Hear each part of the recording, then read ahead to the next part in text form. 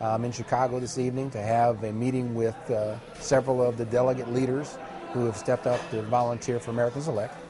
And I hope to see a lot of people here that are enthusiastic to make Americans Elect a success. I was really pleasantly surprised by the diversity of the group, age, race, political beliefs, Republican, Democratic, and Independent.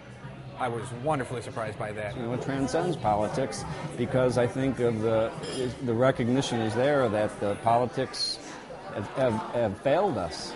They're going around in loops and arguing with each other, and all they're trying to do is win in politics, and they're not trying to accomplish anything except for winning.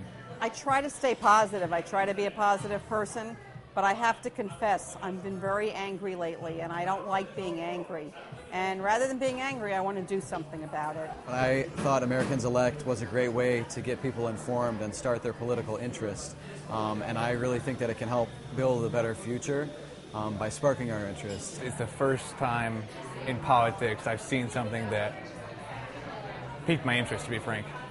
It's the first time that I've looked at a process and said that's something I can get behind, that's something that could work for the country, that could better the country. And Americans Elect is the first organization that I've come across that I actually can believe in and think can make a difference. I actually ended up getting 70 to 80 of my fellow senior classmates to sign up for accounts on Americans Elect.